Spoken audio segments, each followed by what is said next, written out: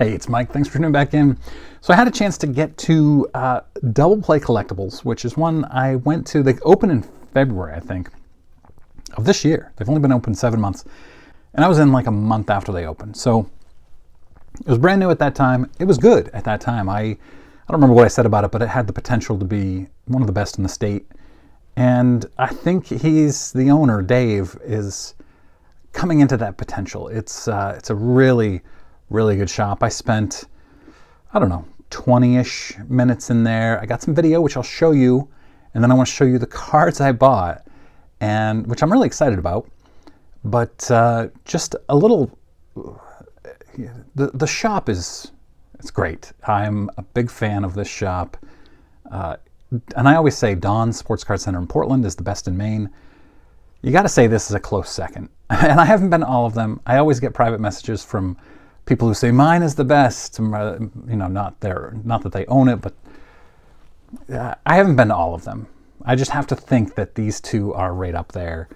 Or I know they're right up there. I'm hoping to get to one in, I think it's in Camden or Rockland at some point soon. Yeah, just really good shop. I have to give him credit for putting together a really good shop. I keep saying that. It's, yeah. So let me just jump into the video that I took there. I've done some voiceover of, you know, my impressions of things and what you're looking at. The wall, the card wall, is the best feature in the shop. And unfortunately in my video there's quite a bit of glare that's coming in from the window. So it's tough to see into the card wall, but you have to just trust me. And it's really tall. I'm 6'2", and it goes high. I had to reach up. Like, there was a card I wanted on the top shelf, and it was over my head. So I think he was telling me, he's explaining to me that he puts the more valuable ones up high because he lets anybody in there. So I could just slide one open. I pulled a Yaz card out. A lot of good stuff. So here we go, and afterwards, make sure you stick around for the cards I picked up. This shop is in Scarborough, Maine. I think it's on Route 1. It's in a busy, really busy road in Scarborough, which is kind of a tourist town, kind of a better area of Maine, if I'm being honest. So it's in a really good spot. Hopefully he sees a lot of traffic through there. You're not going to get a lot of foot traffic, but a lot of vehicle traffic. Like, it's hard to pull out of the parking lot to get into the road. Even turning right out of the parking lot is pretty difficult because of how much traffic goes through there. He should, in my opinion, have a bigger sign out front. He has a little sign. It's tough to see. I even knew what I was looking for, and I knew where I was going, and it was kind of like, where is it? Where is it? Where is it? Should be a bigger sign. And then, yeah, that's better advertising. So here's the kind of inside of the shop, and you can see that wall there. I'll show you a little bit better in a minute, but the inside of the shop is clean. It's brightly lit with natural light. It's open. Tons of bargain boxes, like an alarming number of bargain boxes. And there's obviously clothing you can buy. There are tables with the bargain boxes, so you can just sit around and go through them, which I think is a really clever idea for a card shop. It's a pretty big shop, surprisingly big. There are couches for people to sit on. And then we get into the cases. Here we have Ultramodern Wax. He's just started to get an account with Topps directly. Here's the wall. This, I think, is the coolest feature, and you're easily able to open up the wall and get into, or open the glass doors. It's pretty well organized. The prices seem good for most things. There are some where I thought, oh, that's pretty high, but yeah, that's pretty typical for a card shop. Here's hockey. He's got it organized by sport or by era.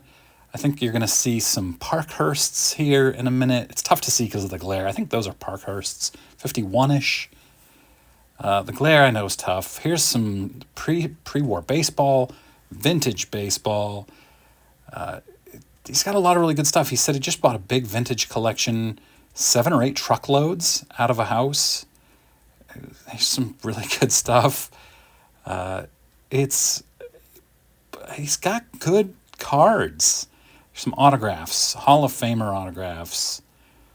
Again, prices are pretty darn reasonable for the most part. People are gonna always, oh man, here's a bat. I'm gonna have to pause this video on this and talk a little bit more about this. Hang on one second.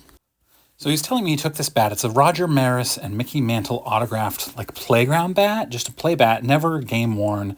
He took it on consignment from the owners, and apparently Maris and Mantle were in a garage together 10 years after they retired, and they both signed this bat. It's not game worn or anything, and the owner wants $18,000 for it.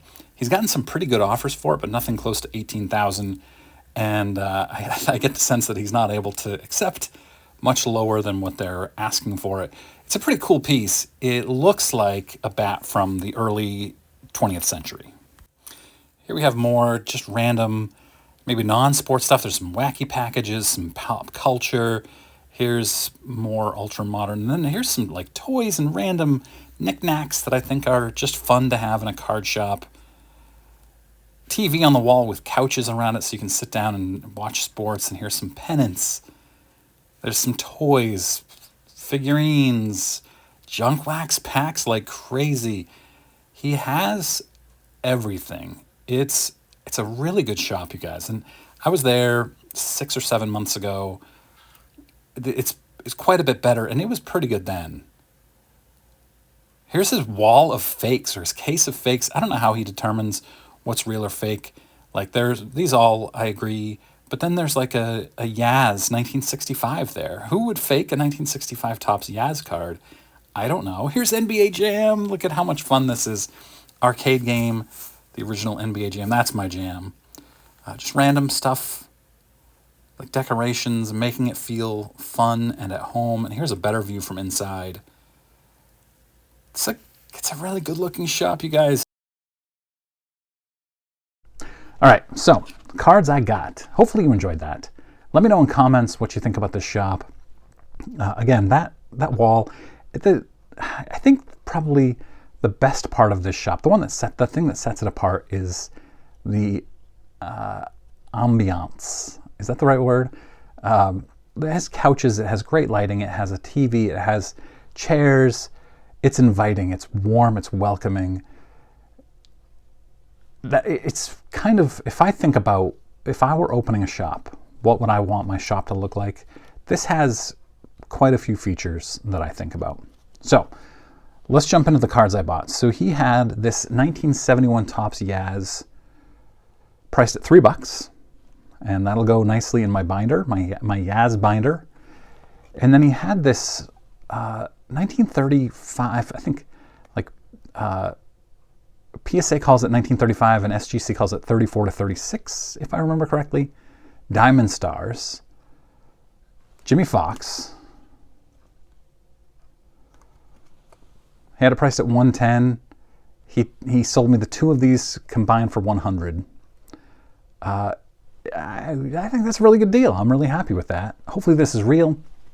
You saw his wall of fakes, which is kind of a neat feature too.